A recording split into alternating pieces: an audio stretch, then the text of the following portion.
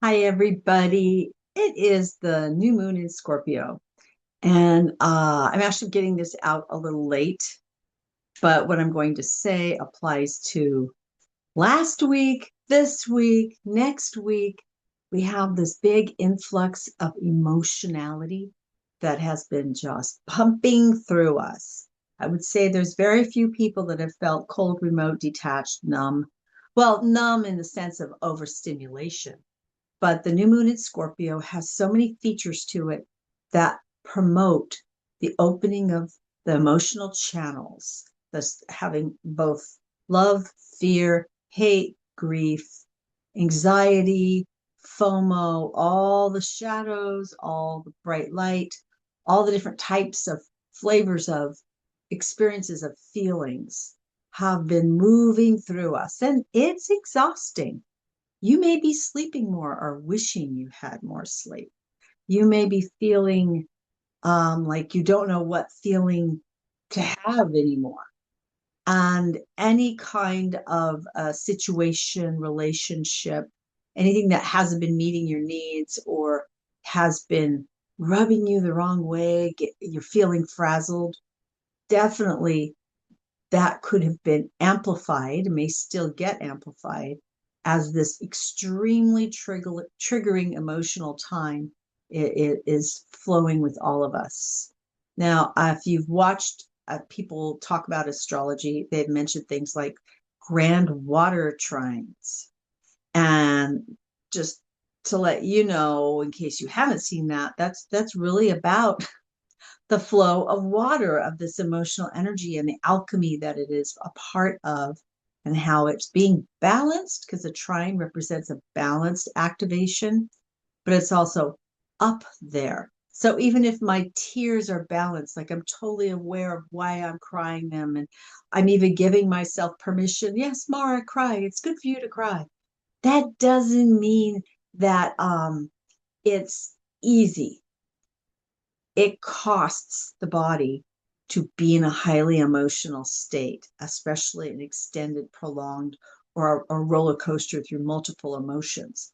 So the message is, as we go through all these emotional states, as we are either experiencing them or being subjected by other people's experiences of them, subjected to that stress, or both, that we go to the grounding, that we go to whatever it is that supports your body temple, that helps you have roots in the ground. That means eat well, exercise, spend time around the people that ground you, do the things that you know bring you back to present moment. When I take a walk, when I exercise, when I'm playing with my cat, honestly, that's one of the most grounding things in the world for me, is to play with my cat, because he just comes from a position of, I need this, I love this, I want this, and how else can we play? What's new? How can we play? You know, that's very grounding. That gets you right in the moment. Being grounded means being in the moment, knowing where your center is. So being able to do that helps us have, it's like having a big rock to hold on to while the river is flowing by so quickly, or having that buoy to crawl up on while the oceans are heaving. It gives us something that connects us to the earth. And by doing that, we're not going to get swept away by all the waters, all the emotional. Water is emotions in an alchemy sense. So another part of this new moon is that the moon is the farthest away it's going to be for from the planet in a very long time. Like, I don't have the exact number, but it's like thousands of years. And that's because of the natural elliptical orbit of the moon around the earth. And so that changes a little bit every year. There's other gravitational forces that affect it, but primarily the earth and the moon having their relationship. So with the moon so far away, think of it as pulling your emotions out. Here's the earth, here's the moon, here's the sun. Because in a new moon, the sun and the earth are aligned. So there's the earth, and from the earth perspective, there's the moon, and the sun's behind it. maybe not always in perfect alignment because the moon's orbit can take it above or below the main ecliptic. Sorry, I get those two words transversed all the time. Um, but it's that's the effect of the new moon. You can't see the moon because the sun is on the other side of it. And the way we see the moon is because we have to see the side that's reflecting sunlight. Did I say too much? You know what I mean, right? So we're just seeing the dark side of the moon. So when that happens, that already is a very emotional time, but it's an introverted, introspective time. And with this new moon being so far away from the earth compared to the super moons when it's super close, then we have to go deep in order to really tap into what are the meaningful emotions. Some are distracting, some are overflow from other things. And then deep down, the depths of our soul, of our hearts, are the emotions that are ready to be seen and expressed. And it might be a very private thing. And it doesn't have to be a crying jag. It could be an incredibly opening moment. I can remember a time, I would say it's close to 10 years ago, when I had a spontaneous heart opening. I was literally just sitting in a chair in my room, and it happened, and time went away, and I was in full bliss, absolute cosmic, not drug induced or anything. I just do my regular practices. And it wasn't even when I was doing my practices, I was just sitting in my chair and it just spontaneously happened. And I don't know how long I was in that timeless, blissful state, but the come down afterwards was much like after you've had an orgasm and your body's just slowly resuming a normal level of energetic charge and your connection to time is slowly restored. It was a lot like that. And it was wondrous. If I ever have it again, that's awesome. But if I don't, man, I get to have it that time. And that was freaking incredible. Maybe that's what your highly emotional Scorpio new moon experience will be. But I'm calling it the dangerous depths Scorpio new moon because it feels dangerous to let go that much emotionally. But this is the time to do it. We have the outer planets, Saturn and Neptune and Uranus and Pluto, all in very close proximity to either the last degree of the sign they're in, or in the case of Pluto, in the first degree of the sign it's in. So putting all that together, it's a tremendous sign of change. Great change is at hand.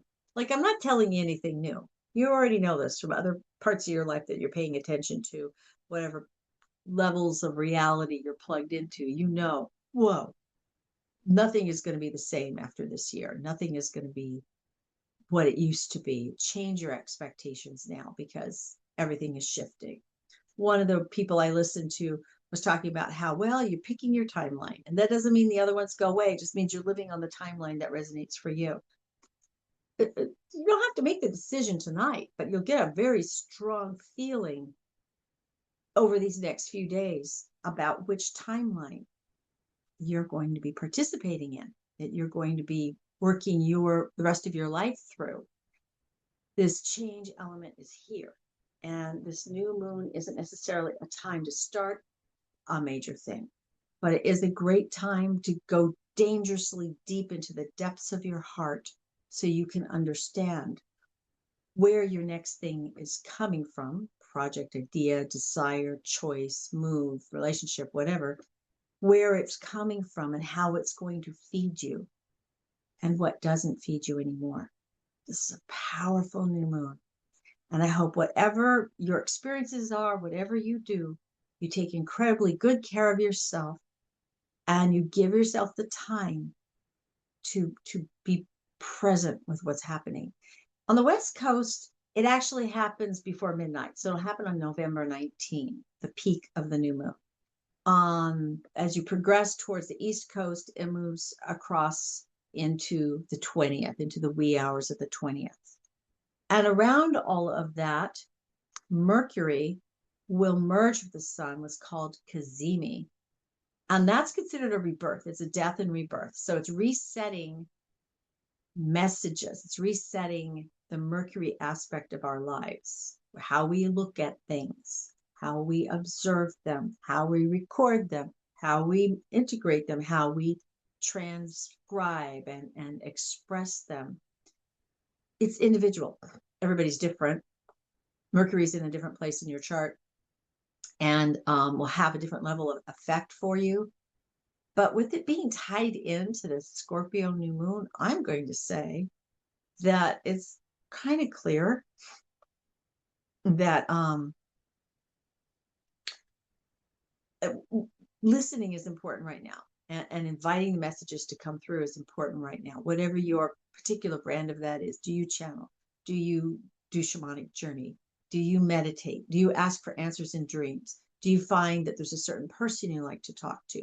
Do you find when you ask for a message that the universe provides through a random meeting or stranger or circumstance? Just pay attention. Pay attention to what's going on, because guess what? That's part of the message. And you don't have to listen or do anything based on what you perceive to be a message. But just the fact that you perceive it, that's very affirming. And that lets you know, okay, I'm paying attention. I'm not being blind. I'm not just acting from regular programming. I'm choosing to be present and pay attention. And I'm choosing participation in my own life process. It's a lot. Yes, it's a lot. Anyway, I hope this is helpful for you. I hope that you have a magnificent experience of yourself and of life and of those you choose to have in your life for this new moon. And thanks for watching and listening and sharing and commenting. It makes a big difference to me. You have no idea. Oh, and for those of you that have been asking, my eyes are fine. I had a floater. That's all it was. But all the drama around it, which was not me generated, it's the whole medical situation. When you say you have something going on with your eyes, then a protocol goes into place and they have to follow the protocol. It's called CYA medicine. I don't blame anybody for it, but it makes it sound scarier. And everybody, of course, is sensitive. Like, oh my God, your eyes, are you okay? So thank you for the love and the concern and the messages. And my eyes are fine and I'm good. And I'll let you know if anything happens. Thank you. Bye-bye for now.